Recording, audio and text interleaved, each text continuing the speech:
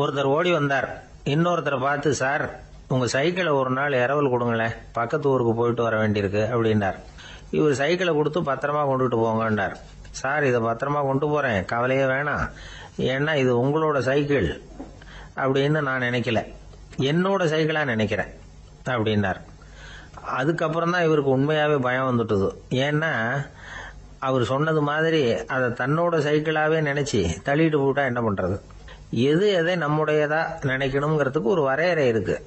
சில பேர் ஆபீஸையே வீடா நினைச்சு விடுறது உண்டு. அப்படிப்பட்டவங்க கூட வீட்டை ஆபீஸா நினைக்கிறது இல்லை. ஏன்னா வீட்டில் இவர் ஆபீஸரா நடந்துக்க முடியறதில்ல. இதெல்லாம் ஒரு பக்கம் இருக்கட்டும், இப்போ விஷயத்துக்கு வருவோம். பொறியியல் மேதை டாக்டர் விஸ்வேஸ்வரய்யா இருந்தார் இல்லையா, பாரத ரத்னா விருதெல்லாம் கொடுத்தாங்களே. ஆபீஸ் வேலை வேற, சொந்த வேலை வேற அப்படிங்கிறதுக்கு ஒரு உதாரணமா இருந்தவர் அவர். மைசூர் மகாராஜா கிட்ட திவானா இருந்தார். அவர் ஒரு நாள் அரசாங்க வேலை காரணமா வெளியூர் போயிருந்தார். ஹாசன்கிற ஊருக்கு பக்கத்துல ஒரு பயண மாளிகை, அங்க தங்கிவிட்டார். ராத்திரி அங்க தங்கி இருந்துட்டு விடிஞ்சதும் ஊருக்கு திரும்புறதாக திட்டம். ராத்திரி தூங்கறதுக்கு ரொம்ப நேரம் ஆயிட்டுது. ரொம்ப நேரம் வரைக்கும் அரசாங்க சம்பந்தப்பட்ட வேலைகளையே பார்த்துக்கிட்டு இருக்கிறார். அரசாங்க ஃபைல்கள் நிறைய இருந்தது. அதையெல்லாம் ஒவ்வொன்றா எடுத்தார், படிச்சு பார்த்தார், பரிசீலனை பண்ணார். அதில் எழுத வேண்டியதை எழுதினார், கையெழுத்து போட்டார். ஒரு வழியா அந்த வேலையெல்லாம் முடிஞ்சது. அதுக்கப்புறம் என்ன பண்ணார்னா, தன்னுடைய சூட்கேஸை திறந்தார். அதிலிருந்து 2 மெழுகுவத்தியை எடுத்து கொளுத்தி வச்சார். அந்த பயண மாளிகையில அது வரைக்கும் எரிஞ்சுக்கிட்டு இருந்த மின்சார விளக்குகளை அணைச்சுட்டார். அதுக்கு பிறகு அந்த மெழுகுவத்தி வெளிச்சத்துல சில புத்தகங்களை தொடர்ந்து படிக்க ஆரம்பிச்சிட்டார். அந்த பயண மாளிகையில பணியாளரா இருந்தவர் இதை பார்த்துட்டு ஓடி வந்தார். மறுபடியும் மின் விளக்கு போடுறதுக்காக போனார். விஸ்வேஸ்வரய்யா அதை பார்த்துட்டு போட வேணாம்ட்டாராம். இதுவரைக்கும் நான் அரசாங்க அலுவல்களை கவனிச்சுக்கிட்டு இருந்தேன், அதனால மின் விளக்குகள் அப்ப எரிஞ்சதுல தப்பு இல்லை. இப்ப நான் புத்தகம் படிச்சுக்கிட்டு இருக்கேன், இது என்னுடைய சொந்த வேலை, இங்க இருக்கிற மின் விளக்கு அதுக்காக ஏன் எரியணும் அப்படின்னு கேட்டாராம். இப்ப இருக்கிற சில அரசு பணியாளர்கள் கிட்ட இந்த சம்பவத்தை பேச்சோட பேச்சா சொல்லி பார்த்தேன். அவங்களால இதை ஜீரணிக்கவே முடியல. நேர்மை தேவைதான் சார், அதுக்காக அவ்வளவு தூரத்துக்கு அது தேவையா அப்படிங்கிறாங்க. விஸ்வேஸ்வரய்யா அப்படி பண்ணினது தான் ஒரு நேர்மையாளர் அப்படின்னு இந்த உலகத்துக்கு நிரூபிக்கணுங்கிறதுக்காக இல்லை. தான் அப்படி நடந்து காட்டினா தன்னை சுத்தி இருக்கிறவங்களும் அதை கேள்விப்படுறவங்களும் முடிஞ்ச அளவுக்கு பொது வாழ்க்கையில அரசு பணியில நேர்மையை கடைபிடிக்க முயற்சி பண்ணலாமே அப்படிங்கிறதுக்காகத்தான். இப்பவும் சில பேர் இருக்கிறாங்க, இவங்க ஆபீஸ் வேற வீடு வேறன்னு நினைக்கிறது இல்லை, அவ்வளவு உரிமை. ஒருத்தர் அப்படிதான், அவருக்கு அவசரமா 5000 ரூபாய் தேவைப்பட்டது. ஆபீஸ் பணத்தை எடுத்துக்கிட்டார். அந்த நேரம் பார்த்து ஆடிட் வந்துட்டுது. ஆப்பிட்டுக்கிட்டார். விசாரணை நடக்குது. அவர் சொல்றார், சார் நான் நேரம் காலம் பார்க்காம ஆபீஸ்ல வேலை செய்வேன், ஏன்னா அதை என்னோட ஆபீஸா நினைக்கிறேன். அவசரத்துக்கு அந்த பணத்தை எடுத்தேன், மறுபடியும் வச்சுடலாம்னு தான் இருந்தேன், அதுக்குள்ள இப்படி ஆயிட்டுது. நீங்க என்ன நினைச்சாலும் சரி, நான் ஆபீஸ் வேற வீடு வேற அப்படின்னு நினைக்கிறது இல்ல, அது என்னோட சுபாவம் அப்படின்னார். விசாரணை பண்ணவர் தீர்ப்பு வழங்கினார். உங்க சுபாவத்துக்கு மதிப்பு கொடுத்து நானும் தீர்ப்பு வழங்குறேன். நீங்க கொஞ்ச நாள் ஜெயிலில் இருந்துட்டு வாங்க, அது உங்களுக்கு கஷ்டமா இருக்காதுன்னு நினைக்கிறேன். ஏன்னா அங்க போனாலும் நீங்க உங்க சுபாவப்படி வீடு வேற ஜெயில் வேறன்னு நினைக்க மாட்டீங்க அப்படின்னா. வயிறு பசிக்குதேங்கிறது சிலரோட கவலை, வயிறு பசிக்க மாட்டேங்குதே அப்படிங்கிறது சில பேரோட கவலை. 2 விதமான கவலைக்கும் வயிறு தான் காரணமா இருக்குது. வயிறு பசிச்சதுன்னா அது இயற்கை, வயிறு பசிக்கலைன்னா அது வியாதி. ஆனா பசியையும் நாம பசிப்பிணி அப்படின்னு தான் சொல்லுவோம். என்ன காரணம்? வியாதியை போக்க வேண்டியது எவ்வளவு முக்கியமோ அதை விட முக்கியம் பசியை போக்க வேண்டியது. ஒரு சமுதாயத்துல பசிப்பிணியே இருக்கக்கூடாது, அதுதான் நல்ல சமுதாயம். பசியை போக்கணும்னா சாப்பாடு போடணும், பசியின்மையை போக்கணும்னா வைத்தியம் தான் பண்ணணும். இது சம்பந்தமா எவ்வளவோ ஆராய்ச்சிகள் நடக்குது, நிறைய மருந்து கண்டுபிடிச்சிருக்கிறாங்க. நம்ம உடம்புல பசியை தூண்டக்கூடிய பகுதி எது, இதை முதல்ல தெரிஞ்சுக்கணும் இல்லையா? நாம சாப்பிடுற ஆகாரம் செரிக்கிறதுக்கு எது காரணம் தெரியுமா? நம்ம மூளையோட பின்பகுதி தான் அதுக்கு காரணமா இருக்குதாம். மூளையின் பின்பகுதியில நரம்பு செல்களால் ஆன 2 வகையான ஆரக்சின்கள் தான் பசியை உண்டாக்குது அப்படின்னு கண்டுபிடிச்சிருக்கிறாங்க. 2 ஆய்வாளர்கள் இதை கண்டுபிடிச்சிருக்காங்க. அவங்க 2 பேரும் டெக்சாஸ் பல்கலைக்கழகத்துல ஹார்வர்டு ஹக்ஸ் மருத்துவ கல்வி நிலையத்தில் பணிபுரியறவங்களாம். உண்பது தேவைங்கிறது உணரப்படும் போது மூளையின் அந்த குறிப்பிட்ட பகுதி ஆரக்சின் அப்படிங்கிற ஹார்மோன்களை சுரக்கும். அது பசி உணர்வை தூண்டும் அப்படிங்கிறது தான் அந்த ஆய்வாளர்களின் கண்டுபிடிப்பு. இந்த ஆரக்சின் வேற சில உயிரினங்கள்லயும் உண்டு. இப்போ எலிகளில் கூட இது இருக்குது. அதனால எலிகளை வச்சு இது சம்பந்தமா ஆராய்ச்சி பண்ணாங்க. எலிகள் உடம்புல ஆரக்சினை செலுத்தி பார்த்தாங்க. உடனே என்னாச்சு தெரியுமா? அந்த எலியெல்லாம் பசியால் துடிக்க ஆரம்பிச்சுட்டுது. எதையாவது தின்னு பசியை தீர்த்தா போதுங்கிற அளவுக்கு அந்த எலிகள்லாம் அல்லாட ஆரம்பிச்சுட்டுது. இயல்பா சாதாரணமா அந்த எலிகள் எவ்வளவு சாப்பிடுமோ அது மாதிரி 8 முதல் 10 மடங்கு அதிகமான ஆகாரத்தை 1 மணி நேரத்துக்குள்ள சாப்பிட்டு தீர்த்துட்டுதான். சில எலிகளின் மூளையில இந்த ஆரக்சின் அளவை கட்டுப்படுத்தி பார்த்துருக்குறாங்க. உடனே என்னாச்சு தெரியுமா? அதெல்லாம் சாப்பாட்டை கண்டா முகத்தை திருப்பிட்டு போக ஆரம்பிச்சுட்டுதான். அந்த எலிகளுக்கு பசி எடுக்கலையா. இந்த ஆராய்ச்சியின் அடிப்படையில் பசியை எடுக்காமல் இருக்கிற மனிதர்களுக்கும் பசியை தூண்ட முடியும் அப்படின்னு சொல்லி ஆராய்ச்சியாளர்கள் தெரிவிச்சிருக்கிறாங்க. ஆக ஆரக்சின் தான் பசிக்கு காரணம்ங்கிறது தெரிஞ்சு போச்சு. சரி, இந்த ஆரக்சின் அப்படின்னா என்ன? அது ஒரு கிரேக்க சொல். அதுக்கு பசின்னு அர்த்தம். நம்ம ஆளுங்களுக்கெல்லாம் பசியை தூண்டுறதுக்கு மருந்து தேவையில்லை, பசியை குறைக்கிறதுக்கு தான் மருந்து தேவை. ஒரு அம்மா டாக்டரை தேடி வந்தாங்களாம். டாக்டர், எங்கள் வீட்டுக்காரருக்கு திடீர்னு அகோர பசி, நிறைய சமைச்சு போடுறேன், அவ்வளவையும் சாப்பிட்டுட்டு கீழே கிடக்கிற குப்பை கூலங்களையும் எடுத்து சாப்பிட ஆரம்பிச்சுடுறார், என்னன்னு கவனிச்சு பாருங்க அப்படின்னாங்களாம். எவ்வளவு நாளாக அப்படி இருக்குதுன்னு கேட்டிருக்காரு டாக்டர். 1 வாரமாக அப்படி இருக்குதுன்னாங்களாம். இவ்வளவு நாளா ஏன் சும்மா இருந்தீங்க? ஆரம்பத்திலேயே இங்கே அழைச்சிட்டு வர வேண்டியது தானே அப்படின்னாரான் டாக்டர். அது ஒன்றும் இல்லை டாக்டர், வீடு பூரா சுத்தமாகட்டுமேன்னு பார்த்துக்கிட்டு இருந்தேன் அப்படின்னாங்களாம் அந்த அம்மா. சங்கீத வித்வான்களில் பல வகை உண்டு. சில குறிப்பிட்ட ராகங்களை பாடுறதுல அவங்களுக்கு பெருமை வர்றது உண்டு. ஆனால் ஒருத்தர் இருந்தார், அவரால் ஒரு ராகத்துக்கே பெருமை வந்தது. அந்த ராகத்தை அவர் வாசிச்சு கேட்கணும் அப்படின்னு சொல்லுவாங்க. அது என்ன ராகம்னா தோடி ராகம். சரி, அந்த வித்வான் யாருன்னா அவர் தான் திருவாவடுதுறை ராஜரத்னம் பிள்ளை. பேராசிரியர் கல்கி ஒரு சமயம் தம்முடைய பத்திரிகையில் எழுதினாராம். அதை அப்படியே படிக்கிறேன் கேளுங்களேன். ஆகா, ஸ்ரீ ராஜரத்னம் பிள்ளையின் தோடி ஆலாபனையை முதலில் கேட்டபோது அவருடைய கற்பனையை விட்டு தள்ளுங்கள். நம்முடைய மனதில் என்னென்ன இன்பமயமான கற்பனைகள் எல்லாம் உதித்தன.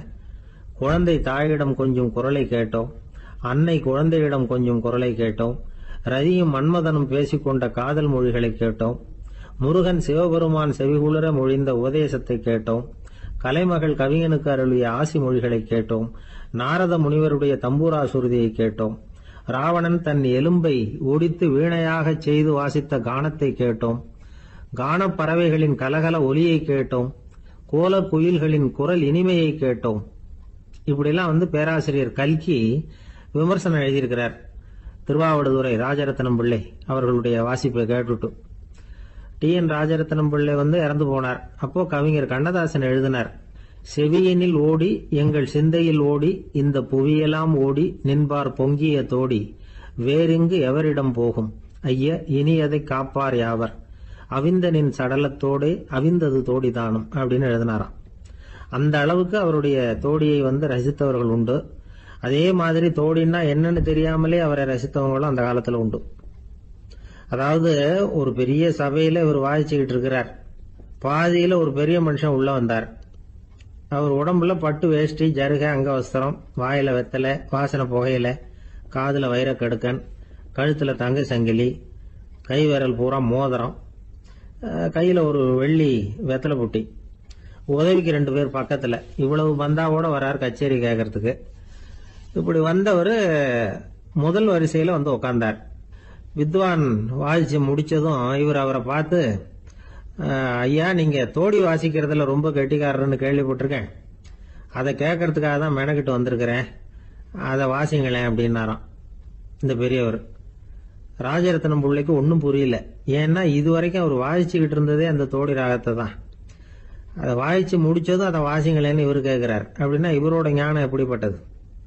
இவ்வளவும் கேட்டுட்டு இப்படி கேட்கிறாரே அப்படின்னு அவர் யோசிச்சிருக்கிறார் ராஜரத்னம் பிள்ளை. உடனே என்ன பண்ணாரு தெரியுமா? பக்கத்துல ரொம்ப சாதுவா சுருதி போட்டுக்கிட்டு இருந்த ஒரு முதுகுல ஓங்கி ஒரு குத்து விட்டாராம். அவருக்கு ஒன்றும் புரியல, எதுக்கு நம்மளை அடிக்கிறாரு இவரு, நம்மளை குத்துறாரு வித்வான்னு. அவர் அதிர்ச்சியால இவர் நிமிர்ந்து பார்த்திருக்கார். அப்போ ராஜரத்னம் பிள்ளை சொன்னாராம், ஏய்யா, ஐயா பெரிய மனுஷன், என்னுடைய பரம ரசிகர், தோடி ராகம் கேட்கணுங்கிறதுக்காக இவ்வளவு தூரம் வந்திருக்கிறார், வந்து முத வரிசையில் உட்கார்ந்துருக்கார். நீ இந்த சமயம் பார்த்து தோடி ராகம் வாசிக்கிற நாதஸ்வரத்தை வீட்டில் வச்சுட்டு வந்துட்டியே, இப்ப ஐயாவுக்காக அந்த ராகத்தை நான் எப்படி வாசிக்கிறது அப்படின்னு சொல்லிவிட்டு மறுபடியும் முதுகுல ஒரு அடி கொடுத்தாராம். அடி வாங்கினவருக்கே சிரிப்பு அடக்க முடியலையா. ஒரு மனுஷனை பார்த்து என்கிட்ட வாலாட்டாதே அப்படின்னு சொன்னா அவன் நம்ம கிட்ட ஏதோ வம்புக்கு வர்றான்னு அர்த்தம். ஒரு நாயை பார்த்து யாரும் என்கிட்ட வாலாட்டாதே அப்படின்னு சொல்றது இல்லை. ஏன்னா நாய் வாலாட்டுனா அது நம்ம கிட்ட தன்னுடைய நன்றியை தெரிவிக்கிறதாக நினைச்சுக்கிட்டு இருக்கிறோம். ஆனா அது அப்படி இல்லை அப்படின்னு சொல்றாங்க அது சம்பந்தமான நிபுணர்கள். ஒரு நாய் தன்னுடைய வாலை இந்த பக்கமும் அந்த பக்கமுமா இப்படியும் அப்படியும் ஆட்டிக்கிட்டு இருந்தா அது பதட்டத்துல கூட இருக்கலாம். நாய் நட்பா இருந்தாலும் வாலாட்டும், ஆத்திரத்துல இருந்தாலும் வாலாட்டும், கோபத்துல இருந்தாலும் வாலாட்டும், குழப்பத்துல இருந்தாலும் வாலாட்டும், மகிழ்ச்சியா இருந்தா கூட அது வாலாட்டும். அதை நாம தப்பா புரிஞ்சுக்கிட்டு அதுகிட்ட போய் மாட்டிக்க கூடாது.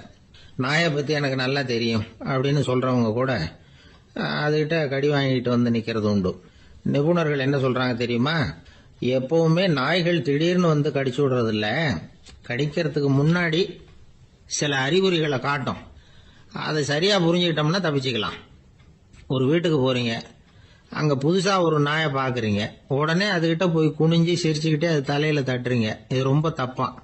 ஒரு நாய் இன்னொரு நாயை நேருக்கு நேர் பார்த்து பல்ல காட்டுனா அது தன்னுடைய தன்முனைப்பை காட்டுதுன்னு அர்த்தமா. உன்னை விட நான் பெரியவன் அப்படின்னு சொல்லுதுன்னு அர்த்தம். அதனால நீங்க அது மாதிரி கிட்ட போய் சிரிக்கிறோம் அப்படின்னு நினைச்சுக்கிட்டு பல்ல காட்டினா உங்களையும் எதிரியா நினைச்சிரும். இன்னொரு விஷயம் என்னன்னா, தலையில தட்டுனா நாய்க்கு பிடிக்காது. அது தன்னை அடக்கிறதாகவும் அச்சுறுத்துறதாகவும் நினைச்சுக்கிட்டு இருக்கும். சரி, அப்படின்னா புதுசா ஒரு இடத்துல அல்லது வீட்டுல நாய்க்குட்டியை பார்த்தா என்ன பண்றது? நீங்க சும்மா இருங்க, அதுவா கிட்ட வரட்டும். அதுக்கப்புறம் அதுகிட்ட கனிவா பேசுங்க. கண்ணம், மார்பு, தோல் இங்கெல்லாம் தட்டலாம், தப்பு இல்லையா? தலையில தான் தட்டப்படாதான். ஒரு நாய் உங்களை நோக்கி ஓடி வருது, நீங்களும் ஓடுனா அது துரத்த ஆரம்பிச்சிடும். அசையாம சில மாதிரி நின்றுடுங்க, அது கிட்ட வராது. அதுக்கு ஆர்வம் இல்லாம போயிடும். ஒரு தெருவில் சின்ன பிள்ளைங்க நிறைய பேர் விளையாடிக்கிட்டு இருக்கிறாங்க. அப்ப சில நாய்கள் அங்க ஓடி வருது. எல்லாரும் ஓடினாங்க. அப்படி ஓடுறப்போ ஒரு பையன் கால் தடிக்க கீழே விழுந்துட்டான். என்னாச்சு தெரியுமா? துரத்திட்டு வந்த நாய்கள்லாம் கீழே விழுந்தவன ஒன்றும் செய்யல, அவன் கிட்டே போகல. ஓடிக்கிட்டு இருந்தாங்கல்ல பசங்க, அவங்கள துரத்திக்கிட்டு அவங்க பின்னாடி ஓடிச்சான். அதுதான் நாய்களுடைய சுபாவம். ஒரு நாய் நம்மளை நேருக்கு நேர் முறைச்சு பாக்குதுன்னு வச்சுங்க, நாமளும் அதை முறைச்சு பார்க்க கூடாது. நாம வேற பக்கம் எங்கேயாவது பார்க்க ஆரம்பிச்சிடணும். ஒரு நாய் கோபமா இருந்ததுன்னா அதோட வால் உறுதியா நேரா நிற்கும். ஒரு நாய் பணிந்து போனா அல்லது பயந்து போனா அது தன்னோட வாலை காலுக்கு நடுவில் வச்சுக்கும். ஒரு நாய் நம்மளை பார்த்து பயந்து நிக்குதுன்னு வச்சுங்க, அதனால நமக்கு ஆபத்து இல்லைன்னு நினைச்சிடக்கூடாது. உங்களை பார்த்துட்டு ஒரு நாய் ஒடுங்குச்சுன்னா நீங்க விலகி போயிடணும் அப்படின்னு அது நினைக்குது. நிறைய பேர் பயந்து போன நாயால கடிபடுறாங்க. இவன் நம்மளை விட பெரிய ஆள், மாட்டிக்கிட்டோம், வேற வழி இல்லை அப்படிங்கிற நினைப்புல தான் நாய் கடிக்க ஆரம்பிக்குதான். இதே மாதிரி சங்கிலியால கட்டி போடப்பட்டிருக்கிற நாயும் ஆபத்தானதுதான். தொடர்ந்து கட்டி போட்டிருந்தா காலப்போக்கில் அது ஒரு மாதிரி ஆயிடும். நாய் குழந்தைகளை கடிக்காது அப்படின்னு சில பேர் சொல்லுவாங்க. அதுவும் ஒரு தவறான நம்பிக்கை. அதனால சின்ன குழந்தைகளை தனியா நாயோட விளையாட விடக்கூடாது. ஆக கூடி நாயை பத்தி நிறைய விஷயம் புரிஞ்சுக்க வேண்டியிருக்குது. ஒருத்தர் தன்னுடைய நண்பர் வீட்டுக்கு போயிருந்தார். அவசியம் எங்க வீட்டுல சாப்பிட்டுட்டு தான் போகணும் அப்படின்னு ரொம்ப அன்பா சொல்லிவிட்டார். அதை மீற முடியல இவரால். சரின்னு உட்காந்துட்டார். சாப்பாடு போட்டாங்க, சாப்பிட ஆரம்பிச்சார். அவங்க வீட்டுல கட்டி போட்டு இருந்த நாய்க்குட்டி இவர் சாப்பிடுறத முறைச்சு பார்த்தது. ஏன் இப்படி என்ன இது முறைச்சு பாக்குது உங்க வீட்டு நாய்க்குட்டி அப்படின்னு அவர் கேட்டார். அப்போ அவங்க சொன்னாங்களாம், அதுகிட்ட ஒரு கெட்ட பழக்கம்ங்க, தன்னோட தட்டுல யாரு சாப்பிட்டாலும் அது அப்படிதான் முறைச்சு பார்க்கும் அப்படின்னாரா அவர். ஒரு ஊர்ல ஒரு ஆள் இருந்தான். நிறைய பணம் சேர்த்தான். அவனுக்கு சம்பாதிக்க தெரியுமே தவிர செலவு பண்ண தெரியாது. மகா கஞ்சன். காசை கையில எடுக்கவும் மாட்டான். எடுத்தா செலவு செய்ய வேண்டியிருக்குமே. அதனால இப்படியே அவன் காலத்தை ஓட்டி விட்டான். வயசாயிட்டுது. அவனுடைய மனைவி ஒரு நாள் கேட்டாங்க, இவ்வளவு நாளா நீங்க என்ன எங்கேயுமே அழைச்சிட்டு போனதில்லை, இப்போவாவது அழைச்சிட்டு போகக்கூடாதா அப்படின்னாங்க. எங்க போகணும் சொல்லுன்னா. காசிக்கு போகணும், கங்கையில குளிக்கணும்னாங்க. இவன் பார்த்தான், இதுக்கு ஏன் அவ்வளவு தூரம் செலவு பண்ணிட்டு போகணும், நம்ம ஊர் ஆத்துலயே குளிக்கலாமே, இதுவும் புண்ணிய நதி தான், இங்க குளிச்சா அங்க குளிச்ச பலன் கிடைச்சிரும் அப்படின்னா. சரின்னு 2 பேரும் ஆத்தங்கரைக்கு போனாங்க. அன்னைக்கு ஏதோ விசேஷம், நிறைய கூட்டம், நிறைய பேர் குளிச்சுக்கிட்டு இருக்கிறாங்க. கரையில சில புரோகிதர்கள் நின்றுகிட்டு இருக்கிறாங்க. குளிக்கிறதுக்கு முந்தி அவங்க கிட்ட உட்காந்தா ஏதோ மந்திரம்லாம் சொல்லுவாங்க, கொஞ்சம் காசு கொடுக்க வேண்டியிருக்கும். அதனால இவன் என்ன பண்ணா, ஆத்தங்கரையிலேயே கொஞ்சம் தூரம் போனான். ஊரை விட்டு தள்ளி வந்துட்டான், அங்க யாருமே இல்லை. அப்பாடான்னு சந்தோஷப்பட்டான், குளிக்கலாம்னு புறப்பட்டான். இந்த நேரம் கடவுள் பார்த்தார், இந்த கஞ்சனுக்கு ஏதாவது புத்தி போகட்டணும் அப்படின்னு நினைச்சார். உடனே ஒரு புரோகிதர் மாதிரி உருவத்தை மாத்திக்கிட்டு அந்த ஆள் முன்னாடி வந்து நின்னார். அவனுக்கு அதிர்ச்சி, இங்க யாருமே இருக்க மாட்டாங்கன்னு நினைச்சா இங்கேயுமே ஒரு ஆள் வந்துட்டாரு, என்ன பண்றதுன்னு யோசனை பண்ணான். புரோகிதர் உருவத்தில் இருந்த கடவுள் சொன்னார், இதை பாருங்க, இன்னைக்கு விசேஷ நாள், நீராடுறதுக்கு முன்னாடி சுயகல்பம் பண்ணிக்கிறது ரொம்ப நல்லது அப்படின்னார். என்கிட்ட பணம் எதுவும் இல்லையேன்னா, பரவாயில்ல அப்புறமா கொடுங்க வாங்கிக்கிறேன், ஆனா ஒண்ணு, எவ்வளவு கொடுப்பீங்கிறத மட்டும் இப்பவே சொல்லி கொடுங்க அப்படின்னார். இவன் ரொம்ப யோசனை பண்ணான், ஒரு 10 பைசா தரேன் அப்படின்னா. சரின்னு ஒத்துக்கிட்டு எல்லா கிரியைகளையும் அவர் செஞ்சார். அதுக்கப்புறம் கணவனும் மனைவியும் ஆத்துல குளிச்சாங்க. அவர் போயிட்டார். கொஞ்ச நாள் கழிச்சு அவன் வீட்டுக்கு வந்தார் கடனை வசூல் பண்றதுக்கு. வாசல்ல நின்றுகிட்டு இருந்த அவன் மனைவி இவரை பார்த்ததும் தயங்க ஆரம்பிச்சாங்க. அந்த அம்மா கிட்ட விஷயத்த சொன்னார். அந்த அம்மா ஓடி போய் உள்ள இருக்கிற தன்னுடைய கணவர்கிட்ட சொன்னாங்க. அவன் யோசனை பண்ணான், இப்ப வெளியில போனா அவனுக்கு 10 காசு கொடுக்க வேண்டியிருக்கும், அதனால எனக்கு காய்ச்சல்னு அந்த ஆளுகிட்ட சொல்லிவிடு, இன்னொரு சந்தர்ப்பத்துல என்ன வந்து பார்க்க சொல்லு அப்படின்னா. அந்த அம்மா போய் சொன்னாங்க. அப்படிங்களா, அப்படின்னா அவரை நான் உடனே போய் பார்க்கணுமே அப்படின்னு உள்ள நுழைய ஆரம்பிச்சார். அவங்க மறுபடியும் இருங்க தான் வரேன்னு சொல்லிவிட்டு உள்ள ஓடி விஷயத்த சொன்னாங்க. இது எதுடா வம்பா போச்சு அப்படின்னு பார்த்தான். மனைவியை கிட்டத்துல கூப்பிட்டான், இந்த பாரு, ஜன்னி கண்டு நான் இறந்து போயிட்டதா சொல்லிவிடு அப்படின்னா சொன்னாங்க. புரோகிதர் பார்த்தார். அப்படின்னா ஒரு வழியா இருந்து அவருடைய இறுதி சடங்குகளையும் நானே முடிச்சுட்டு போயிடுறேன் அப்படின்னார்.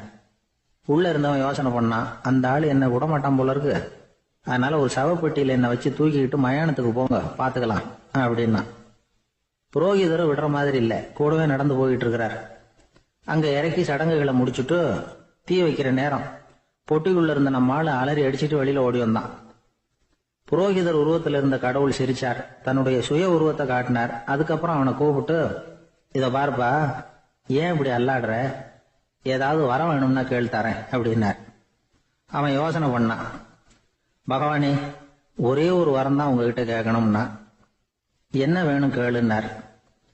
அந்த 10 பைசா தட்சணையை தள்ளுபடி பண்ணா போதும் அப்படின்னா. கடவுளும் சரின்னு சொல்லிட்டு போயிட்டார். இப்படி ஒரு கதையை சுவாமி சிவானந்தர் சொல்லியிருக்கிறார். செல்வந்தர்கள் பல பேர் இப்படித்தான் இருக்கிறாங்க, தாங்களும் அனுபவிக்க மாட்டாங்க, அடுத்தவங்களுக்கும் கொடுக்க மாட்டாங்க. இது மாதிரியான கஞ்சர்களுக்கு இந்த உலகம் இல்லை அந்த உலகம் இல்லைங்கிறார் அவர்.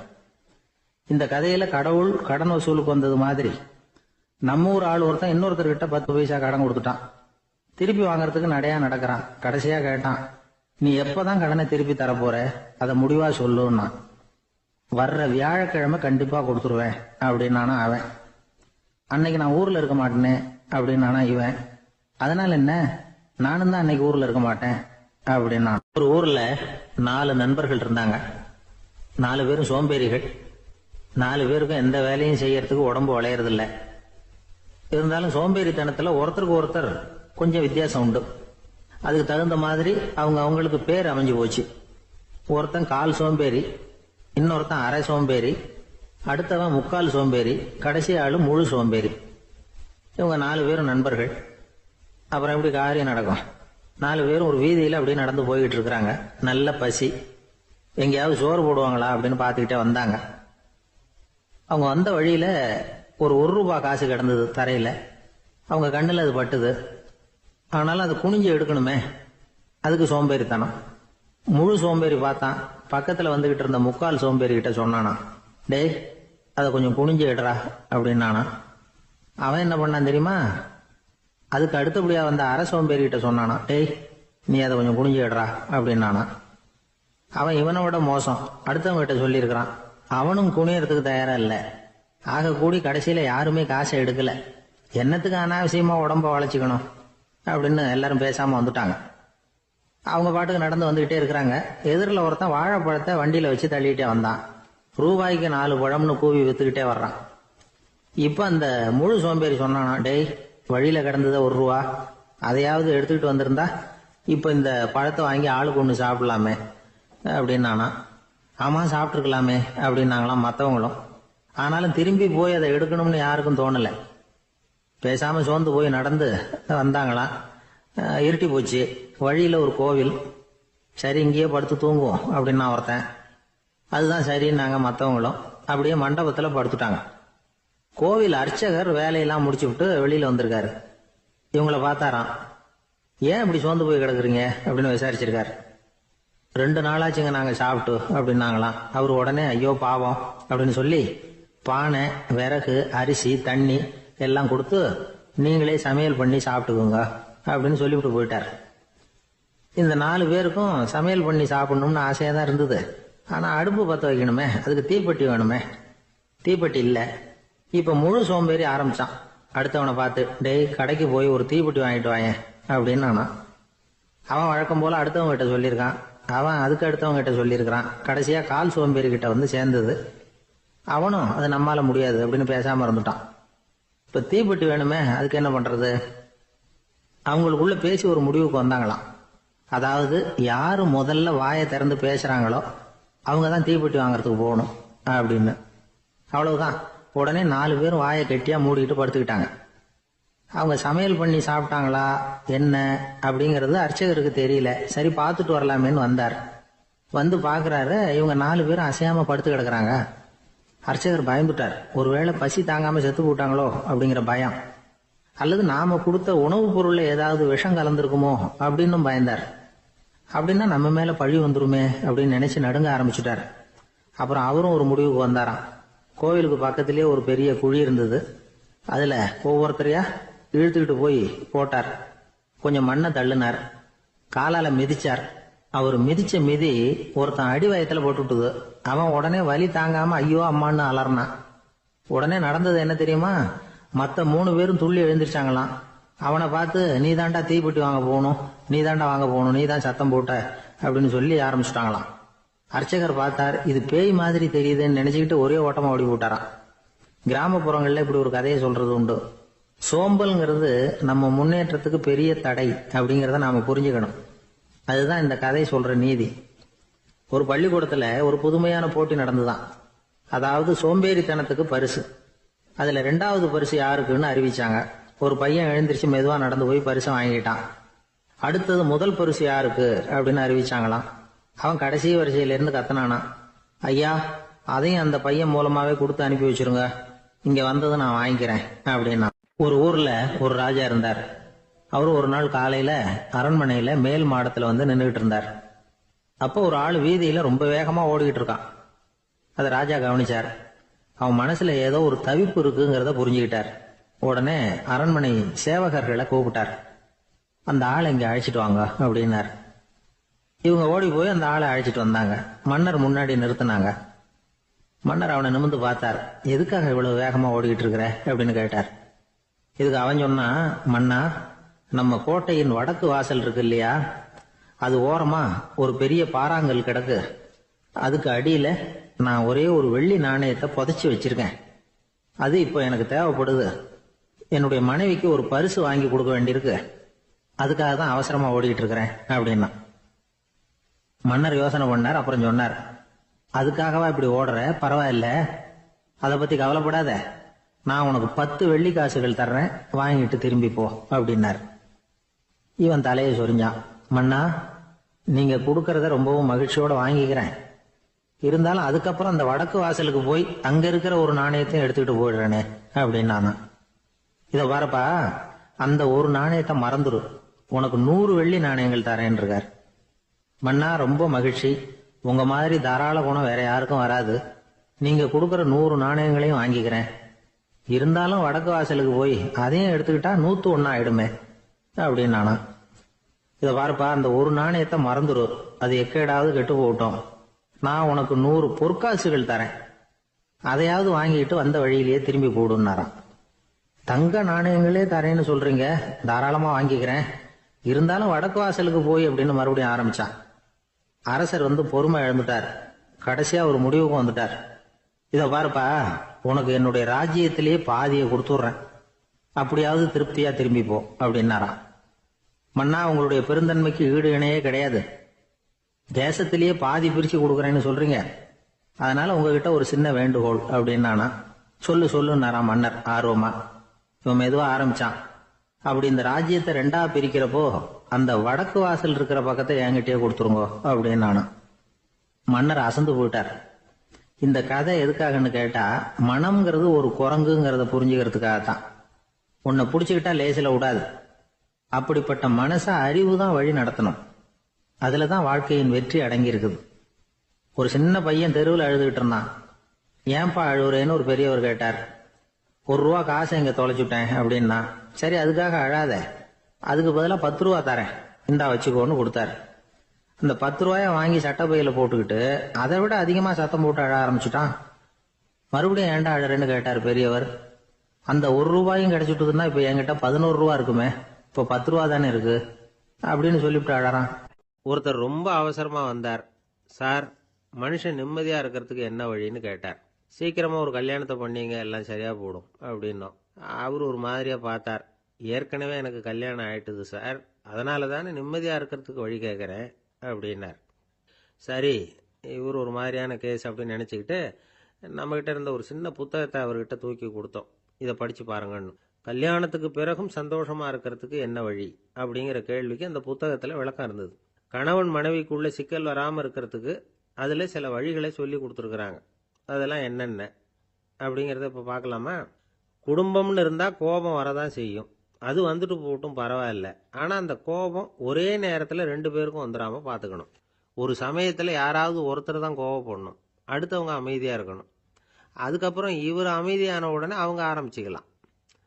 கோபமா ஏதாவது சொன்னா உடனே கோபமா பதில் சொல்லக்கூடாது. கொஞ்சம் பொறுத்து கோபம் தீர்ந்த உடனே அந்த பதில சொல்லலாம். அப்போ பதில் கோபமா இருந்தா கூட அது அவ்வளவு பெருசா தெரியாது.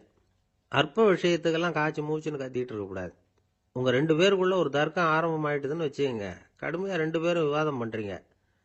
உங்கள ஒருத்தர் இதுல ஜெயிக்கணும்னா அது நீங்களா இருக்க வேணாம், அடுத்தவங்க ஜெயிக்கிறதுக்கு நீங்க துணையா இருங்களேன். அப்படின்னா நீங்க கொஞ்சம் விட்டு கொடுக்கணும், அவ்வளவுதான். ஏதாவது குத்தம் சொல்லணுமா, செஞ்ச தப்ப சுட்டி காட்டணுமா, விமர்சனம் பண்ணணுமா, பண்ணுங்க, வேணான்னு சொல்லல. ஆனா சொன்னதை அப்படி சொல்றத கொஞ்சம் அன்பா இதமா சொல்லுங்க. எப்போ நடந்த தவறுகளை எல்லாம் இப்போ போய் மறுபடியும் ஞாபகப்படுத்திட்டு இருக்க வேண்டாம்.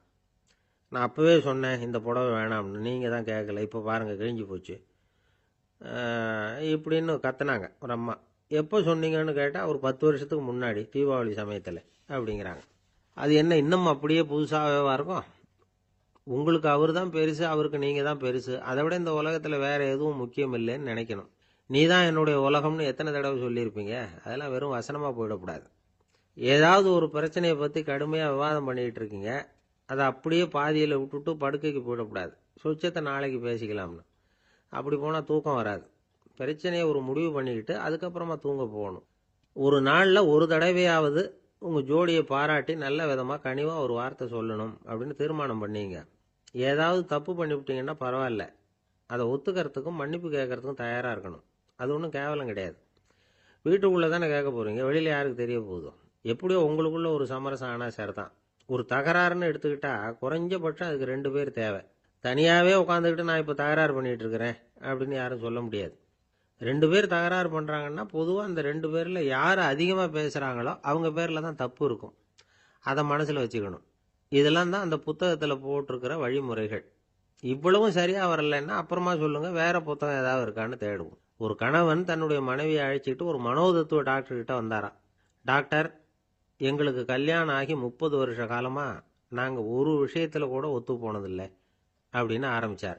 உடனே அந்த அம்மா குறுக்கிட்டு, அது 30 வருஷம் இல்ல 32 வருஷம் அப்படின்னாங்களாம். இன்பம் துன்பம் இது ரெண்டும் சேர்ந்ததுதான் வாழ்க்கை. இது எல்லாரும் சொல்லிட்டு இருக்கிற ஒரு உண்மை. அது சரி, இது ரெண்டும் வர்றதுக்கு என்ன காரணம்? துறவி ஒருத்தர் யோசிச்சு பார்த்திருக்காரு. இன்ப துன்பம் தோன்றுவதற்கு முக்கியமா 6 காரணங்கள் உண்டு அப்படிங்கிறார் அவர். அது என்னங்கிறத நாமளும் தெரிஞ்சு வச்சுக்குவோமே. இப்ப முதல் காரணம் சுயநலம். ஒரு தாயார் தன்னுடைய சுயநலம் கருதி தன்னுடைய மகன் இன்பமா இருக்கணும்னு ஆசைப்படுறாங்க. மகனும் அப்படியே ஆசைப்படுறான்.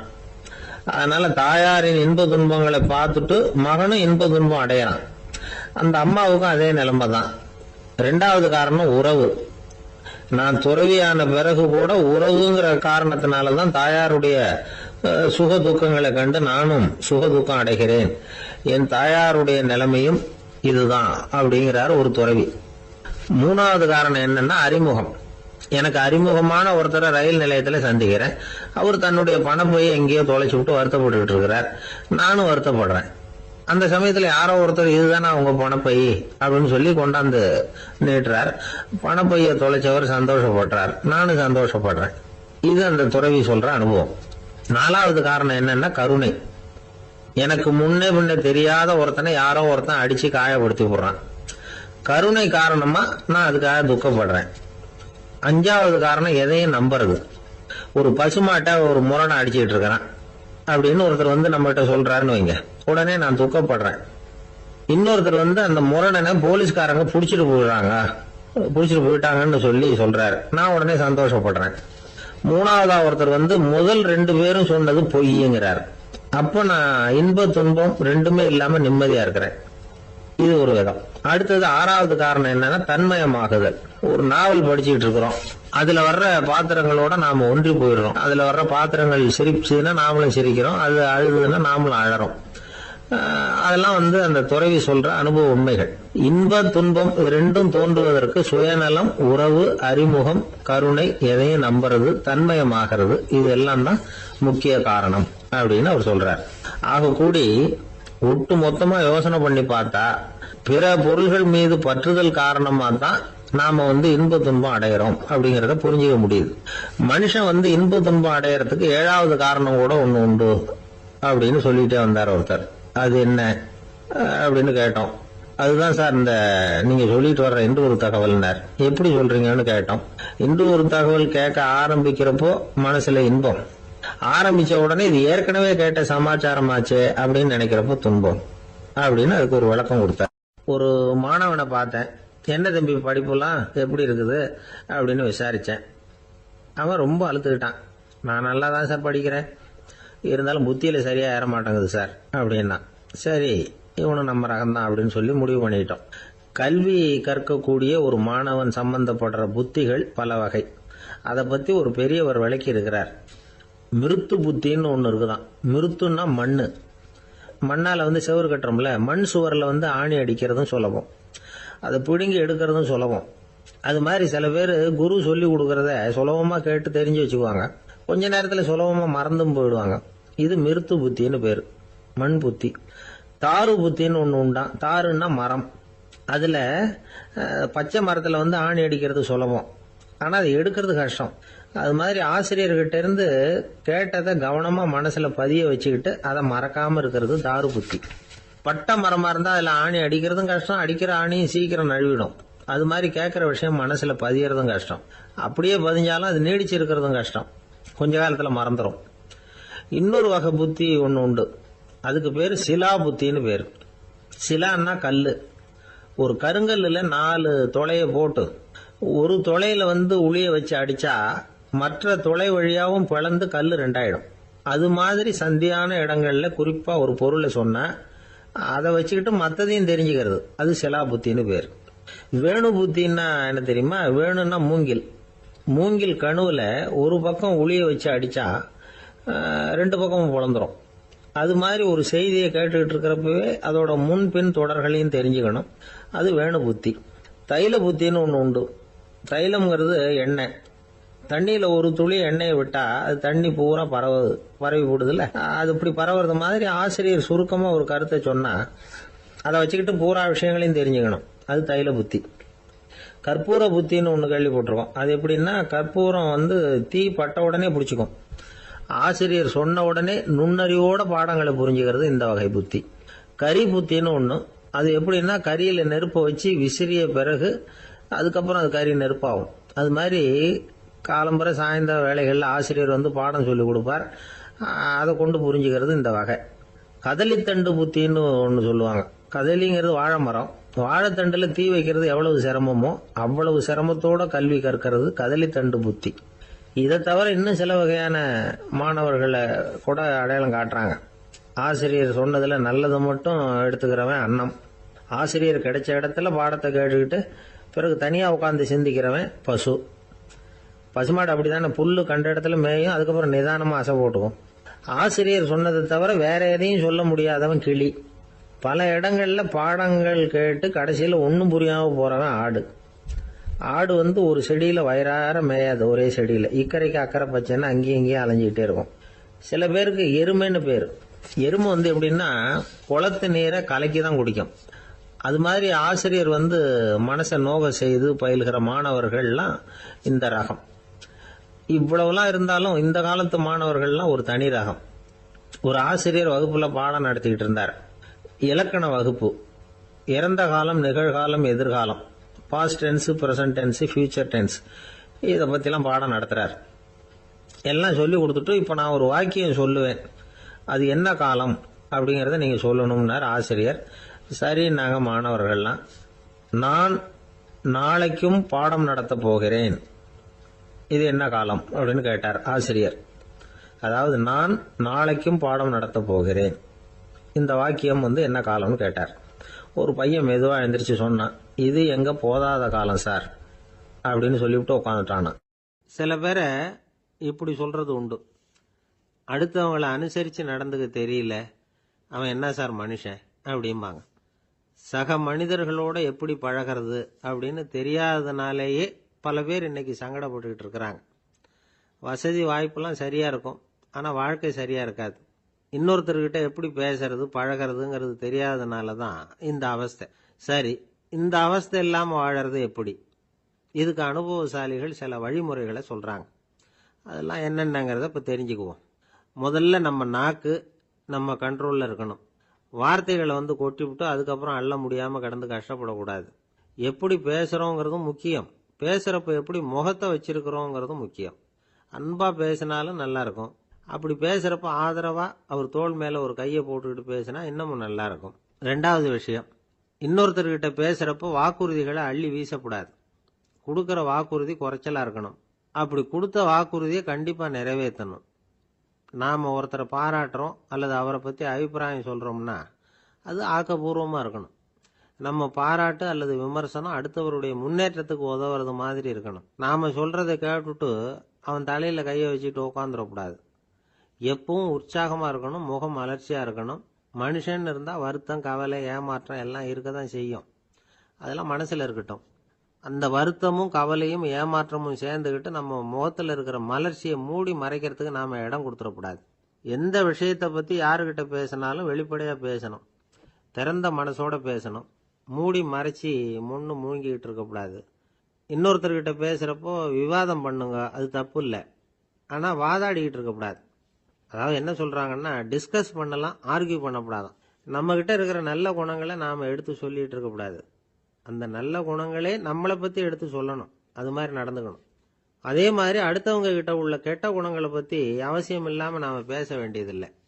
உங்களை பத்தி யாராவது தப்பா பேசுறாங்களா, அப்படி அவங்க பேசுறதுல உண்மை இல்லையா அப்படின்னா அதை நீங்க பொருட்படுத்த வேண்டியதில்லை, விட்டுடலாம், அது தானா போயிடும். ஒரு 4-5 பேரோட பேசிக்கிட்டு இருந்தீங்கன்னா எல்லாருக்கும் முக்கியத்துவம் கொடுங்க, யாரையும் அலட்சியப்படுத்தாதீங்க. தமாஷா பேசலாம், ஆனா உங்க தமாஷ் அடுத்தவங்களை கேலி பண்றதா இருக்கக்கூடாது. நமக்கு கிடைக்க வேண்டியது கிடைக்கலையே அப்படிங்கிற தவிப்பு நம்ம கிட்ட இருக்கக்கூடாது, அது தேவையில்லை. உங்க செயல்பாடுகள் தெளிவா இருக்கட்டும், பாராட்டு தானா உங்களை தேடிட்டு வரும். இன்னொரு மனுஷனுடைய மனசுல கௌரவமான ஒரு இடத்த பிடிக்கணும்னா நாம இந்த குணத்தை எல்லாம் நம்ம கிட்ட வளர்த்துக்கணும். இதெல்லாம் அனுபவசாலிகள் சொல்லி இருக்கிற குறிப்புகள். இந்த குறிப்புகளை சரியா புரிஞ்சுக்கணும், அது முக்கியம். தப்பா புரிஞ்சுக்கிட்டா என்ன ஆகும் தெரியுமா? இதை கேளுங்க. ஒருத்தர் வந்தார், சார் அடுத்தவங்க தோள் மேல கையை போட்டுக்கிட்டு அன்பா பேசணும்னு சொன்னீங்க, அப்படிதான் பேசினேன். அவரு முதுக கூட தட்டி கொடுத்தேன், என் வேலை போயிட்டுது சார், வீட்டுக்கு அனுப்பிச்சுட்டாங்க அப்படின்னார். யாருக்கிட்ட அப்படி பேசுனீங்கன்னு கேட்டோம். என் முதலாளிகிட்ட சார் அப்படிங்கிறார் ரொம்ப சோகமா. ஒரு ஊர்ல ஒரு பெரிய செல்வந்தர் இருந்தார். பணத்துக்கு பஞ்சம் இல்லை, அதனால இந்த உலகத்துல முடியாத காரியம் எதுவும் இல்லைன்னு நினைச்சார். பணம் இருந்தாலே அந்த நினைப்பு தானா வந்துடும். அதனால இவரும் அப்படி நினைச்சதுல ஒன்றும் தப்பு இல்லை. அந்த ஊருக்கு குருநானக் ஒரு தடவை வந்தார். அவருக்கு இந்த செல்வந்தர் ரொம்ப பிரமாதமா ஒரு வரவேற்பு கொடுத்தார். ஊர் எல்லையிலேயே எங்க வீட்டுக்கு விருந்து சாப்பிட்டுட்டு போகணும்னு கேட்டுக்கிட்டார். அவரும் சரின்னு ஒத்துக்கிட்டார். உடனே தன்னுடைய பங்களாவில் ஒரு பெரிய விருந்துக்கு ஏற்பாடு பண்ணார். குருநானக் அழைச்சிட்டு வீட்டுக்கு போனார், உட்கார வச்சார். ஐயா, நான் இந்த ஊர்லயே ரொம்ப பெரிய வசதி உள்ளவன், என்னால எல்லாம் முடியும். உங்களுக்காக நான் என்ன செய்யணும்னு சொல்லுங்க. எதுவா இருந்தாலும் பரவாயில்ல, எவ்வளவு செலவானாலும் பரவாயில்ல, என்னால செய்ய முடியும். என்ன செய்யணும்னு சொல்லுங்க, அது போதும், நான் செய்யறேன் அப்படின்னு நான் ரொம்ப பணிவா. இதை கேட்டதும் குருநானக் சிந்திச்சார் கொஞ்ச நேரம். அதுக்கப்புறம் தன்னோட சட்ட பைக்குள்ள கையை விட்டு ஒரு பழைய ஊசி ஒன்று எடுத்தார். அந்த செல்வந்தர்கிட்ட கொடுத்தார். இதை பாருங்க, இவ்வளவு தூரம் நீங்க கேட்கறதுனால சொல்றேன், எனக்கு நீங்க செய்ய வேண்டிய உதவி இதுதான். ஊசிய கையில வாங்கிக்கிட்டு இதை என்ன செய்யணும் சொல்லுங்க அப்படின்னாரு அவரு. நீங்க செய்ய வேண்டியது என்னன்னா, இந்த ஊசிய பத்திரமா வச்சிருக்கணும். நாம 2 பேரும் இறந்து போனதுக்கு பின்னாடி இன்னொரு உலகத்துல நாம சந்திக்கக்கூடிய வாய்ப்பு இருக்குது. அப்ப இந்த ஊசியை என்கிட்ட கொண்டாந்து கொடுக்கணும். இதுதான் நீங்க எனக்காக செய்ய வேண்டிய உதவி அப்படின்னார் குருநானக் லேசா சிரிச்சுக்கிட்டே. இதை கேட்ட உடனே இந்த பெரியவர் முழிக்க ஆரம்பிச்சிட்டார். அது எப்படிங்க, நான் சாகிறப்ப எப்படி இந்த ஊசியை எடுத்துக்கிட்டு இன்னொரு உலகத்துக்கு வர முடியும்னார். ஊசி மாதிரி ஒரு சின்ன பொருளை கூட இந்த உலகத்தை விட்டு நாம போறப்ப எடுத்துட்டு போக முடியாதுங்கிறப்போ உங்களோட செல்வத்தையெல்லாம் எப்படி அங்க எடுத்துட்டு வர போறீங்க அப்படின்னு கேட்டார் குருநானக். அதுக்கப்புறம் தான் அந்த பெரியவர் யோசிக்க ஆரம்பிச்சாராம். குருநானக் சொல்றார், இதை பாருங்க, நாம செய்யற நல்லது கெட்டது தான் கடைசி வரைக்கும் நம்ம கூட இருக்கும். அடுத்தவங்க நல்லா இருக்கணுங்கிறதுக்காக பொருளை செலவு செய்யணும். அப்படி செய்யலைன்னா எந்த பிரயோஜனமும் இல்லை அப்படின்னார். அதுக்கப்புறம் தான் அந்த செல்வந்தரின் அறிவு கண் திறந்துதான். உடனே குருநானக்க வணங்கினார். ஐயா, என்கிட்ட இருந்த ஆணவம் போயிட்டுது, இனிமே என்கிட்ட இருக்கிற செல்வத்தை நல்ல வழியில செலவழிப்பேன் அப்படின்னாராம். நம்ம கிட்ட இருக்கிற பணம் எப்பவும் நம்ம கூடவே வந்துகிட்டு இருக்காதுங்கிறதுக்கு இது ஒரு உதாரணம். அதுக்காக நாம பணம் சேர்க்கறத பத்தி கவலைப்பட வேண்டியதில்லை, பேசாம படுத்து தூங்கிட்டு இருந்தா போதும் அப்படின்னு இதுக்கு அர்த்தம் பண்ணிக்கப்படாது. முறையான வழியில பணம் சேர்க்கணும், அதை முறையான வழியில செலவு பண்ணணும். அதனால ஏற்படக்கூடிய மன நிறைவு இருக்கு பாருங்க, அது அனுபவிச்சவங்களுக்கு தான் தெரியும். சொர்க்கத்துக்கு போறவங்க இங்க இருந்து பணத்தை எடுத்துட்டு போக முடியாது. ஆனா நம்ம செல்வத்தை இங்க மத்தவங்களுக்கு பயன்பட செய்து அதனால ஏற்படுற புண்ணியம் இருக்கு பாருங்க, அதை எடுத்துட்டு போக முடியுமா. இதுதான் ஆன்மீகவாதிகள்லாம் சொல்ற கருத்து. ஜான் நியூட்டன் ஒருத்தர், அவரு சொன்னார், நான் எப்பவாவது சொர்க்கத்துக்கு போய் சேர்ந்தேன்னா அங்க 3 அதிசயங்களை பார்ப்பேன்னார். என்னன்னு கேட்டாங்க. நான் யார் யாரு இருக்க மாட்டாங்கன்னு நினைச்சுக்கிட்டு இருந்தானோ அவங்கள சில பேர் அங்க இருப்பாங்க, அது ஒரு பெரிய அதிசயம்னார். சரி, அடுத்தது என்ன? 2வது அதிசயம் என்னன்னா, அங்க இருப்பாங்கன்னு நான் எதிர்பார்த்த சில பேர் அங்க இருக்க மாட்டாங்க அப்படின்னார். சரி, 3வது பெரிய ஆச்சரியம் என்ன அப்படின்னா, நான் அங்க இருக்க பாருங்க, அதுதான் அந்த 3வது அதிசயம் அப்படின்னாராம். இந்த உலகத்துல மனுஷன் எவ்வளவோ தவறுகள் செய்யறான், அதுக்கெல்லாம் என்ன காரணம்? அதை பத்தின ஆராய்ச்சி தான் இன்னைக்கு. இதுக்கு ஆராய்ச்சி என்னத்துக்கு, அது தெரிஞ்ச விஷயம் தானே அப்படின்னு நீங்க நினைக்கலாம். ஆனா அப்படி அலட்சியமா இந்த விஷயத்தை விட்டுறக்கூடாது. பொதுவா எல்லோரும் நினைக்கலாம், எது சரி எது தவறு அப்படின்னு தெரியாததுனாலதான் மனுஷன் தப்பு பண்றான் அப்படின்னு. ஆனா அப்படி சொல்லிட முடியாது. மனுஷன் தெரிஞ்சே தான் தவறுகள் பண்றான். இப்போ உதாரணத்துக்கு, ஒரு சாலையில இடது பக்கம் போக வேண்டிய ஒருத்தர் நடுக்கோட்டை தாண்டி வலது பக்கமா வண்டியை ஓட்டிட்டு போறாருன்னு வச்சுங்க. என்னப்பா இது தப்பு இல்லையா அப்படின்னு அவர்கிட்ட கேட்டா, அதெல்லாம் எனக்கு தெரியும், நீ உன் வேலையை பார்த்துட்டு போ அப்படிம்பார். வலது பக்கமா போறது தப்புன்னு தெரிஞ்சே தான் அவர் அப்படி செய்யறார், அப்படி போறார். பெரிய உத்தியோகத்துல இருக்கிறவங்க கூட லஞ்சம் வாங்குறாங்க. அவங்களுக்கெல்லாம் லஞ்சம் வாங்குறது தப்புன்னு தெரியலன்னு அர்த்தம். திருடுறது தப்புன்னு தெரியாமலாம் மனுஷன் திருடுறான், நல்லாவே தெரியும். நீங்க வேணும்னா கேட்டு பாருங்க, வேற வழி இல்ல அதனாலதான் திருடுறேன்பா. திருடுறது ஒரு புண்ணியமான காரியம்னு திருடனே கூட சொல்ல மாட்டான். திருடுறது தவறுங்கிறது திருடனுக்கு தெரியும் அப்படிங்கறத விளக்கறதுக்காக ஒரு பெரியவர் ஒரு கதை சொன்னார். அதாவது 2 திருடர்கள் 2 பேரும் சேர்ந்து ஒரு வீட்டுக்கு போய் ஒரு 10,000 ரூபாயை திருடிட்டு வந்துடுறாங்க. ஒரு காட்டு வழியா வந்துகிட்டு இருக்கிறாங்க. இன்னும் விடியல.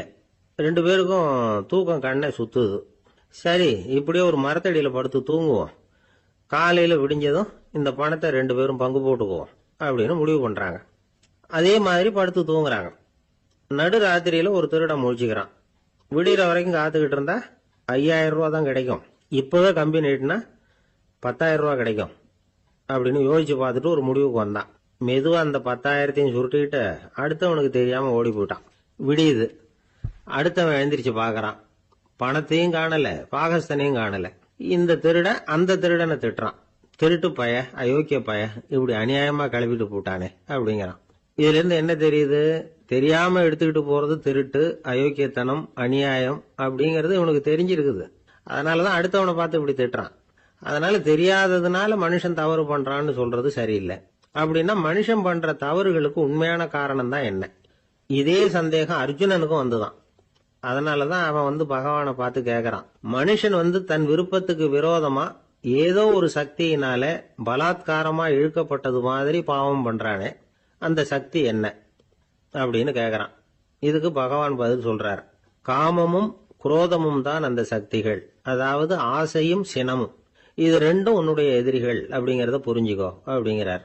இன்னமும் நுணுக்கமா பார்த்தா காமத்தினுடைய மறு உருவங்கள் தான் குரோதமும் லோபமும்.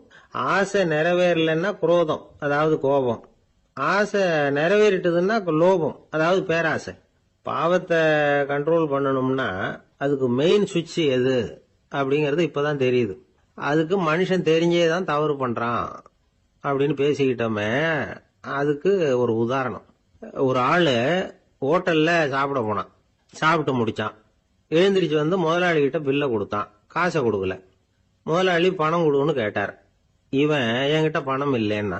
முதலாளி கொஞ்சம் கூட அலட்டிக்கல. உள்ள இருந்து ஒரு ஆளை கூப்பிட்டார். இவனை கூப்பிட்டுட்டு போய் இட்லி மாவு ஆட்ட சொல்லுனார். இவனும் கவலைப்படாம உள்ள போயிட்டான்.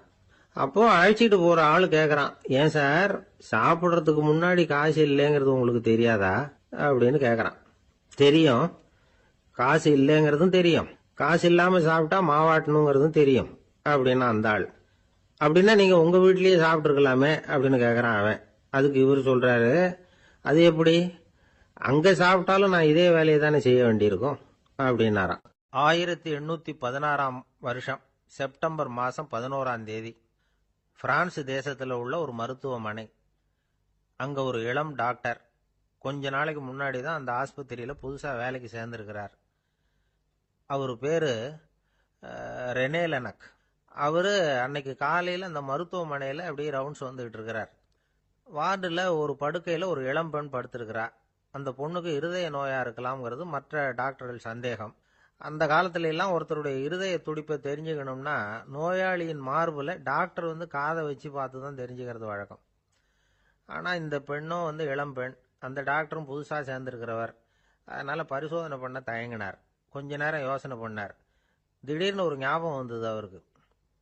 அதாவது அன்னைக்கு விடியற் காலையில தோட்டத்தில் அப்படி வாக்கிங் போயிட்டு இருந்தப்போ சின்ன பசங்கள்லாம் ஒரு மரக்கட்டையை வச்சு விளையாடிட்டு இருந்தாங்களாம். அதை இவர் பார்த்துருக்கிறார்.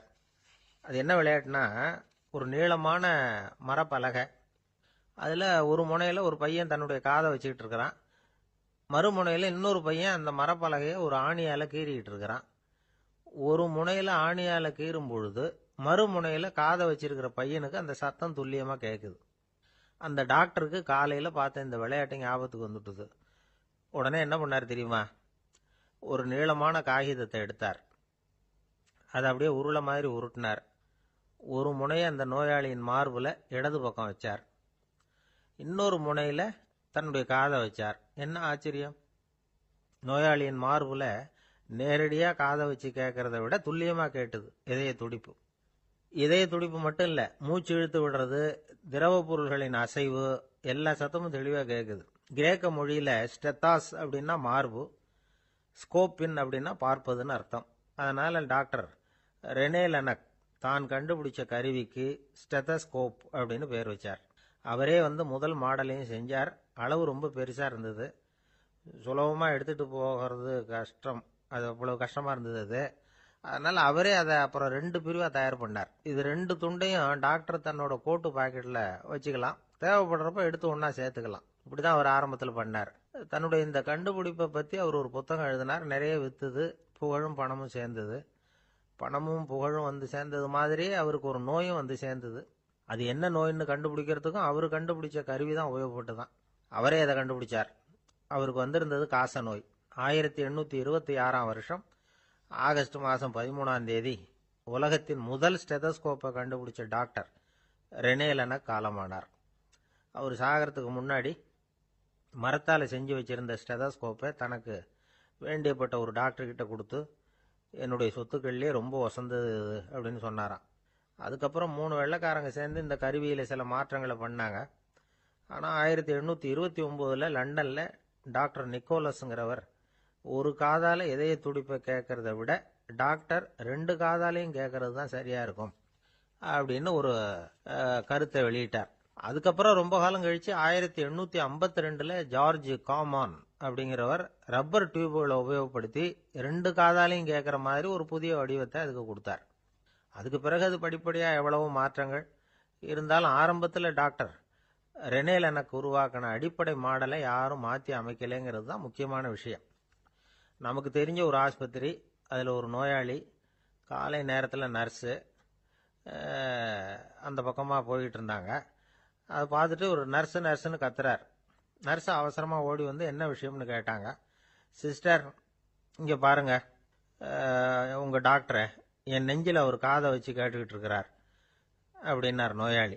சிஸ்டர் பதட்டப்படாம, அதனால என்ன, இந்த டாக்டர் பழமையான விஷயங்களில் ரொம்ப நம்பிக்கை உள்ளவர், அதனால ஸ்டெதாஸ்கோப்பை உபயோகப்படுத்தாம காதை வச்சு கேட்கிறார், அது ஒன்றும் தப்பு இல்லை அப்படின்னாங்களாம். ஐயோ, அதுக்காக இல்லை சிஸ்டர், இவர் என் நெஞ்சு மேலே தலையை வச்சது நேற்று ராத்திரி 9 மணி, இப்போ விடிஞ்சு போச்சு, இன்னமும் தலையை எடுக்கவே இல்லை, அதுக்காக தான் சந்தேகப்பட்டு உங்களை கூப்பிடுறேன் அப்படி. அரேபிய நாடு, அங்க ஒரு ஆட்சி தலைவர், அரேபிய நாட்டு ஆட்சி பொறுப்பை ஏத்துக்கிட்டவர். அவர் ஆட்சி பொறுப்பை ஏத்துக்கிட்ட பிறகு ஒரு நாள் ஒரு தெருவில் நடந்து போய்கிட்டு இருந்தார். அவர் தோளில் ஒரு பெரிய துணி மூட்டை, அதை சுமந்துக்கிட்டு கடத்தெருவை நோக்கி அவர் போய்கிட்டு இருக்கிறார். வழியில் அவரை சந்திச்சார் உமர். அவர் கேட்டார், கலீஃபா அவர்களே, எங்க புறப்பட்டுட்டீங்க அப்படின்னு கேட்டார். கலீஃபான்னா ஆட்சி தலைவர்னு அர்த்தம். இதுக்கு அவர் சொன்னார், நான் துணி வணிகம் செய்யறவன், அதனால துணி வியாபாரம் செய்யறதுக்காக போயிட்டு இருக்கிறேன்னார். நீங்க இப்போ இந்த நாட்டுக்கு ஆட்சி தலைவர், ஆட்சி பொறுப்புல இருக்கிறீங்க, நீங்க வியாபாரம் செய்ய போட்டா அரசு பணிகளை செய்யறது யாரு அப்படின்னு கேட்டார் அவர். நான் அரசு பணிகளை மட்டுமே செஞ்சுக்கிட்டு இருந்தா என் குடும்பத்தை காப்பாத்துறது யாரு அப்படின்னு கேட்டார் அவர். இப்படி கேட்டவர் யார் தெரியுமா? அவர் தான் அபூபக்கர், இறை தூதர் முகமது அவர்களுக்கு பிறகு கலீஃபாவாக தேர்ந்தெடுக்கப்பட்டவர். அப்போலாம் ஆட்சி தலைவர்களுக்கு சம்பளம்னு எதுவும் கிடையாது. இந்த பிரச்சனையை எப்படி தீர்க்கிறதுன்னு யோசனை பண்ணார் உமர். அபு உபைதா அவர்கள்கிட்ட அழைச்சிட்டு போனார். அவர் யாருன்னா, அவர் தான் பொது நிதி கருவூலத்தின் பொறுப்பாளர். அவர்கிட்ட பிரச்சனையை சொன்னார். இது மாதிரி ஆட்சி தலைவருக்கு பொது நிதியிலிருந்து ஊதியம் அளிக்க முடியுமான்னு கேட்டார். பொது நிதி விதிகளின்படி அதுக்கு சாத்தியம் இல்லைன்னு சொல்லிவிட்டாரு அவரு. சரி, வேற ஏதாவது வழி இருக்குதான்னு கேட்டார் உமர். அபு உபைதா கொஞ்சம் யோசனை பண்ணி பார்த்தார். அப்புறமா சொன்னார், மக்காவிலிருந்து மதீனாவுக்கு குடிபெயர்ந்து வந்த அகதிகளுக்கு நிதி உதவி அளிக்கிறதுக்கு விதிகள்ல இடம் இருக்கு. அப்படி பார்த்தா அபூபக்கரும் அகதி தானே, அதனால எல்லா அகதிகளுக்கும் கொடுக்கறது மாதிரியே அவருக்கும் ஒரு தொகை அளிக்கலாம்னார். கலீஃபா அபூபக்கருக்கு இந்த அகதி உதவி தொகையைத்தான் கொடுத்துட்டு வந்தாங்களாம். குடும்ப செலவுக்கு அது போதுமானதா இல்ல.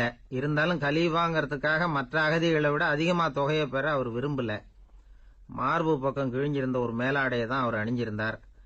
அவருடைய துணைவியார் அஸ்மா, அவங்க ஒரு நாள் தேன் அருந்த ஆசையா இருக்குன்னாங்களாம். நமக்கு கிடைக்கிற ஊதியம் குடும்ப செலவுக்கே போதுமானதா இல்லையே, இந்த நிலையில தேன் வாங்கறதுக்கு காசுக்கு நான் எங்க போவேன் இருக்காரு அவரு. கொஞ்ச நாள் கழிச்சு அவங்க ஒரு தொகையை அவர்கிட்ட கொடுத்து தேன் வாங்கிட்டு வர சொன்னாங்களாம். இவருக்கு ஆச்சரியம், ஏது இந்த பணம்னு கேட்டிருக்காரு. நீங்க தினமும் குடும்ப செலவுக்காக கொடுத்துக்கிட்டு வந்த பணத்துல கொஞ்சம் கொஞ்சமா மிச்சப்படுத்தி வச்சேன்னாங்களாம். அபூபக்கர் அந்த பணத்தை எடுத்துக்கிட்டு நேரா பொது நிதி கருவூல பொறுப்பாளர்கிட்ட போனார்.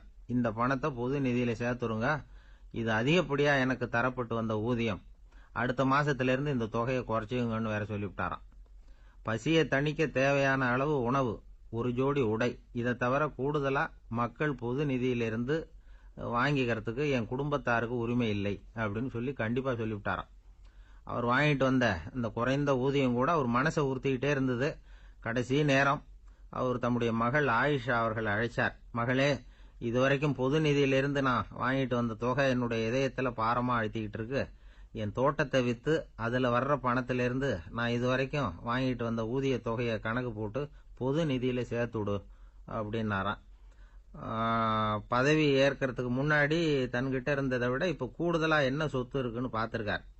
ஒரு ஒட்டகம், ஒரு கோப்பை, ஒரு பணியாள், இதையும் அடுத்தபடியா கலீஃபாவா வர்றவர்கிட்ட ஒப்படைச்சிருங்க அப்படின்னு விட்டாராம். அதே மாதிரி அடுத்து வந்த உமர் கிட்ட ஒப்படைச்சாங்க. அப்போ உமர் சொன்னாராம், அபூபக்கரே, இந்த முன்மாதிரியால உங்களுக்கு பிறகு இந்த ஆட்சி பொறுப்பை ஏற்கிறவர்களை பெரும் நெருக்கடிக்கு ஆளாகி விட்டீங்க அப்படின்னு சொல்லி ரொம்ப கண் கலங்கினாராம். கடைசியா அபூபக்கர் தன்னுடைய குடும்பத்தாருக்கு விட்டு சென்ற சொத்து ஒரு படுக்கை விரிப்பு, ஒரு போர்வை, அவ்வளவுதான்.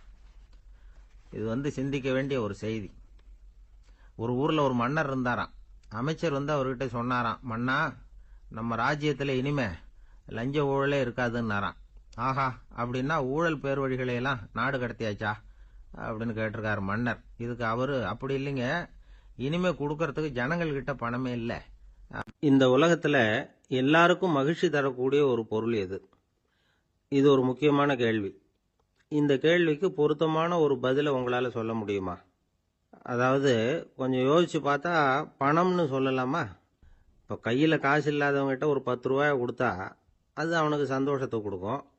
ஏற்கனவே வருமான வரி பிரச்சனையில் சிக்கி இருக்கிறவர்கிட்ட இன்னும் கொஞ்சம் பணம் இந்தாங்கன்னு சொல்லி கொடுத்தோம்னா அது அவருக்கு சங்கடத்தை தான் கொடுக்கும்.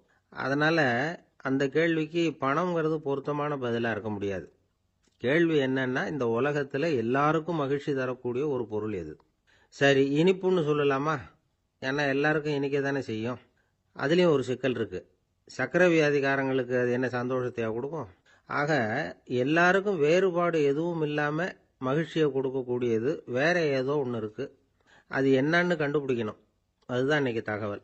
இப்போ அதை கண்டுபிடிக்கணும்னா இந்த கதையை கேட்கணும். அது என்ன கதைன்னா, ஒரு ஊரில் ஒரு ராஜா இருந்தார். அவருக்கும் இதே சந்தேகம் வந்துட்டுது. அதாவது எல்லாருக்கும் இன்பம் தரக்கூடிய பொருள் எது அப்படின்னு. இதுக்கு பதில் தெரிஞ்சுக்கிறதுக்கு ஆசைப்பட்டார். சரி, அதுக்கு என்ன செய்யலாம்னு யோசனை பண்ணார். நாட்டு மக்களுக்கு பகிரங்கமாக ஒரு அறிவிப்பு கொடுத்தார். நம்ம நாட்டு மக்கள் இன்பம் தரக்கூடிய பொருள் எதுன்னு நினைக்கிறாங்களோ அதை கொண்டுகிட்டு அரண்மனையில் உள்ள கண்காட்சி மண்டபத்தில் வைக்கலாம். அப்படி அவங்க வைக்கிற பொருள்களில் எது எல்லாருக்கும் இன்பம் தரக்கூடியதாக இருக்குமோ அதை வச்சவருக்கு 1000 பொற்காசுகள் பரிசு அப்படின்னு அறிவிப்பு கொடுத்துட்டார். ஜனங்கள் இந்த அறிவிப்பை கேட்டாங்க. அதுக்கப்புறம் சும்மா இருப்பாங்களா? 1000 பொற்காசுன்னா சும்மாவா?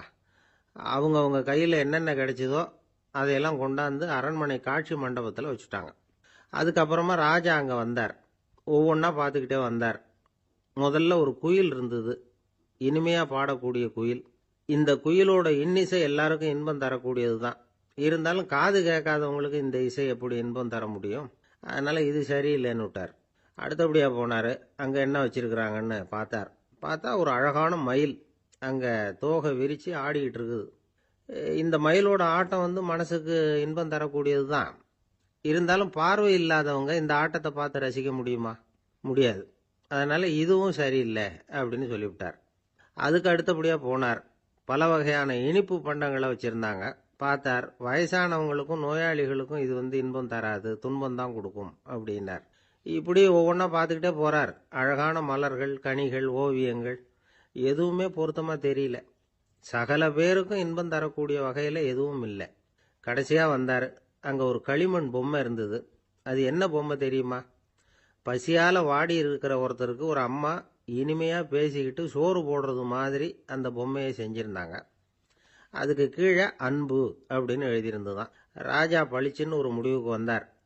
அந்த பொம்மையை செஞ்ச சிற்பியை வரவழைச்சார், பரிசு கொடுத்தார். அன்பு ஒன்று தான் எல்லாருக்கும் இன்பம் அளிக்கக்கூடிய பொருள். காது கேட்காதவங்களும் அதை கேட்க முடியும், பார்வை இல்லாதவங்களும் அதை பார்க்க முடியும், குழந்தைகளும் அதை உணர முடியும் அப்படின்னு அதுக்கு விளக்கம் கொடுத்தார் அந்த மன்னர். இந்த உலகத்தில் எல்லாருக்கும் மகிழ்ச்சி தரக்கூடிய ஒரு பொருள் அன்பு தான். அதை புரிஞ்சுக்கிட்டு தான் சில கணவன்மார்கள் மனைவி பேரில் ரொம்ப அன்பை காட்டிக்கிறது வழக்கம். ஒரு வீட்டு வாசப்படி பக்கமாக மழைக்கு ஒதுங்கினார் ஒருத்தர். மழை தூரிக்கிட்டு இருந்தது, இருட்டு நேரம். அந்த வீட்டில் இருந்தவர், இன்னைக்கு ராத்திரி வேணும்னா இங்கேயே தங்கிட்டு காலையில் போங்க அப்படின்னார். உடனே இவர் சொன்னார், ரொம்ப நன்றிங்க, ஒரு 10 நிமிஷத்தில் இதை வந்துடுறேன் அப்படின்னு சொல்லிவிட்டு எங்கேயோ ஓடினார். 10 நிமிஷம் கழித்து திரும்பி வந்தார். ஆமாம், எங்கே போயிட்டு வந்தீங்கன்னு கேட்டார். வீட்டில்